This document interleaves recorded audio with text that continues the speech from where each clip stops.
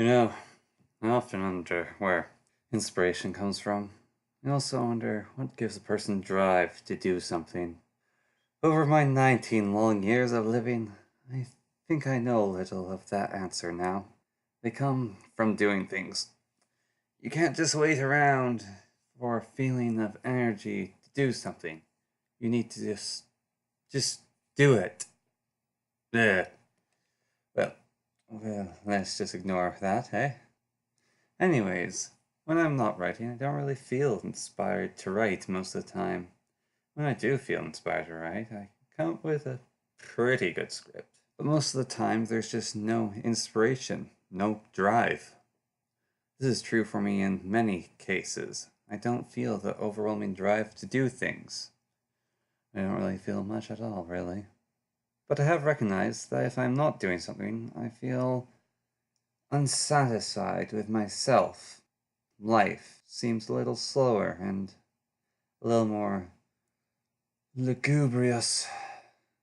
So I have to do something. I have to make something, write something. Do something besides sit around all day watching YouTube, just to make myself feel alive again. Unfortunately, I'm very good at persuading myself to be a lazy, half-dead person that I am most of the time. You know what? Hold that grim thought. I'm going for a walk.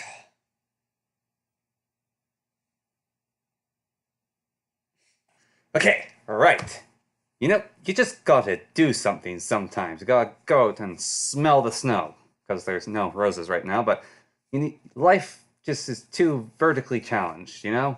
It's too vertically challenged just to take it as it goes, as they say. So you have to sneeze through it all. Make the flammable lemons, piss vinegar, and vigor. All that good stuff. Yes. Inspirational words. Right, so I'm not giving any advice here, so don't hold me to anything I say if it does not work out for you in your life. So me, person you're listening to, Connor, CT, the one half of the Fool and the Philosopher, the animator and the artist, the guy, is not so good at making coherent sentences, but I am also not so good at feeling a need to do things.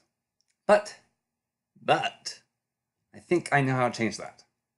Like I said earlier, you have to do stuff, but you can't just do stuff because that's hard and you might not feel well at the moment and it sucks and you're just like, I don't want to do anything. You can't let life do that to you. You have to do it yourself. So, first things first you have to do in life, you have to wake up. Very important. Get out of bed immediately. Don't stick around it. When you're awake, then be awake. Say, oi! I'm awake! Jump out of bed, dance around in a circle, whatever gets you awake, just be awake. Or like have an alarm clock that turns into a helicopter and flies about your room screaming flamer. Whatever it is that gets you awake, be awake when you wake up. Then take care of yourself. Have breakfast, make your bed, brush your teeth, whatever it is you do to take care of yourself in the morning. Just make sure that you are going to be presentable and your mouth doesn't taste terrible on the inside of it for whatever reason.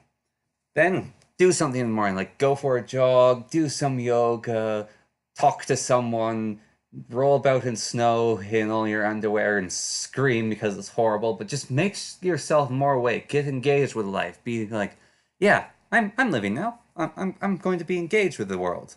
Then you start work immediately in whatever it is you do. Even if you would rather check Facebook or something like that, tell your brain and yourself that today is a day for work with fun to be had. I think this is one of the most important steps, and it's one that I've actually been ignoring lately, which is kind of bad. It is also one of the easiest steps to ignore. I mean, I've been certainly ignoring it, as I said earlier, but it's also one of the worst steps to ignore. So why is this step so important? Well, it gets you in gear, gives you the right mindset, and it gets you at least a little bit of work done.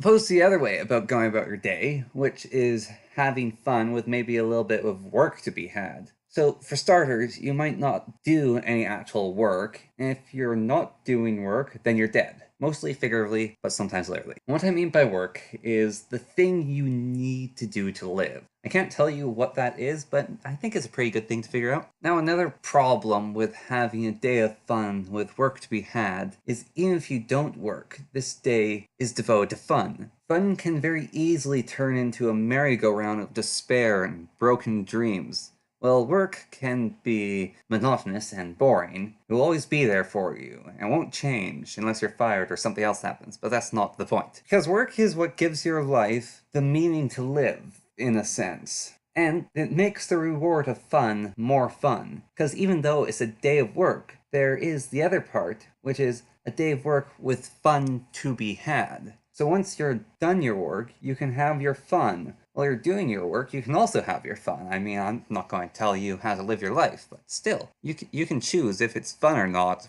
sometimes, and why choose to be miserable, eh? But even fun work, I think, makes life more rewarding, because it gives you progress.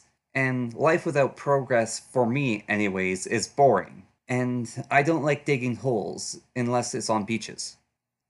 That would have been a good ending, but we're not done yet. So another step to life to follow is get sleep at a consistent time. Oh, look at you. Aren't you quite the amateur armchair psychologist slash self-help person? Well, who asked you? This ramble was for myself, my thoughts, and things that might help other people if they think like me. I mean, even this is just a piece I wrote for the sake of writing, so I had work to do so that I could live. This is for me, and I need to validate the work I do by showing it to other people so it feels more important to me, thus making my life even more worthwhile as a net positive. Oh, you think you're so special. People need to watch your work to make it count. Yes, that's a big part of life. Now, shoo, make me. Okay, fine.